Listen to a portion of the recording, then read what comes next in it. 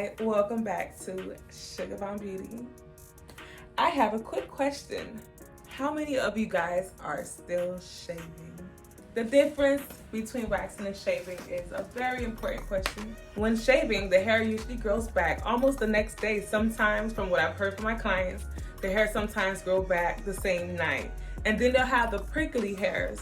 And that's just something that me and my clients do not want for ourselves. We do not want prickly hairs. So that's why a lot of people do decide to wax. And now let's talk about waxing, which lasts 3 to 4 weeks. The longer you wax, sometimes it'll take up to 7 weeks, 8 weeks for the hair to grow back. I've been waxing 8 years plus, and let's talk about the different reasons that my clients tell me that they're getting waxed. Stay tuned. The first reason why a lot of people get waxed is because they're tired of getting ingrowns. When you have thick, coarse hair, you are prone to ingrown hair.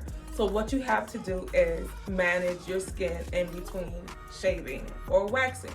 The way that you manage your skin in between shaving or waxing is making sure to exfoliate 3 to 4 times a week, and also using an ingrown serum or ingrown alcohol pad in between the waxing or shaving sessions. The second reason why a lot of people get waxed is because they are in a relationship and they want to be clean for their spouse or their other half. I'm not gonna lie, there are some people that prefer their spouse to have hair, but the majority of the people that I've met, they prefer their spouse to be hairless, whether it's shaving, waxing, or laser hair removal, or some people actually nair. But I've heard some horrible stories about nair. A lot of nurses in emergency rooms, they say they get a lot of patients that have nair because there's so much chemicals in the nair that it just end up burning the skin. But the people that do nair, they tell me that they use sensitive nair and they just don't leave it on for too long. But how much hair can you really take off with nair? Another reason why a lot of people get waxed is because they're going on vacation. These are my 1 to 2 times a year wax clients. When they know it's their birthday coming, they obviously want to come get waxed and get their kitty ready to go on vacation, because most of the time they're going to be in a swimsuit. So that's another reason why a lot of people do get waxed. Another reason why people get waxed is because they sweat down there a lot. And it's very uncomfortable for them to have any type of hair down there. That goes for my UPS drivers, my security operators, my Amazon deliverers, all that. They get a lot of sweat down there, so it makes them real uncomfortable and it starts to irritate the skin down there. So that's another reason why people get waxed, is because of their jobs. Another question that I always get is, what is a vajacial? A vajacial is a facial on the vagina, especially if you have a lot of dry skin, if you have ingrowns, if you have dark spots. A vajacial is really good, but people have to understand that even if you get a vajacial once a month, it's what you do in between the time from the first wax to the second wax that's the most important thing. Go to your wax spa, get your vajacial, and when you get home, you'll use the right products that help your skin to remain smooth.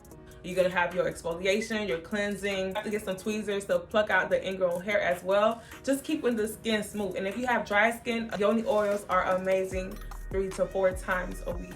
It helps to hydrate the skin. I've seen so much clients have more pain during the wax because their skin is so dry down there. So you want to make sure to hydrate your skin in between the waxes, as well as when you exfoliate 3 to 4 times a week, is keeping those ingrowns at bay. Let's say this is the skin right here. Let's say that this is the ingrown. The ingrown is coming out, but if you're exfoliating the dead skin on top of it all the time, it's gonna help to reduce that ingrown. Just like you take care of your face, just like you take care of your feet, just like you take care of your skin, you wanna take care of your vagina the same way, because there's nothing like smooth kitties. Self-care is very important. Another question that I always get is, what made me become a waxer? Well, several years ago, I had went to esthetician school for facials. I thought that I would end up doing facials for a living. I got hired at EWC, and they was like, oh, you gotta wax the vajayjay area. And that's where my journey got started, because I thought they were doing facials there, but no, they were only doing waxing. So that's how I got into the waxing business. The next question that I always get is, what is the worst thing that ever happened to me while I was waxing someone? Well, I'm not the type to spill that type of tea, but just know that I handle everyone professionally, and I don't need to know what's the worst thing that happened, but I will give some advice Make sure you take a shower before you get a wax. Make sure that you're not taking no laxatives before you get a wax.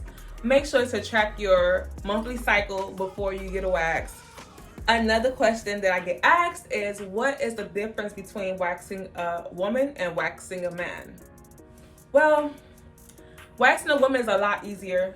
It's a lot easier. There's more space to work. Waxing a man, you have to be more gentle, and you have to make sure that you're not pulling extra skin.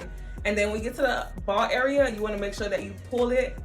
You have to pull the skin. If you don't pull the skin, you're gonna rip off the skin. So it is a lot more easier waxing a woman than a man. But I am very well trained in both, so it doesn't really bother me, the differences between waxing a woman and a man. I've had other estheticians ask me questions as well. The question that I get asked is, how do you increase your income as a waxer? Well, I don't consider myself just a waxer. I'm an entrepreneur. So I'm not just waxing people, I am building a brand.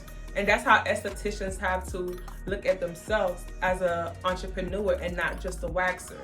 I do this because I'm literally trying to build a brand. I'm trying to build an empire.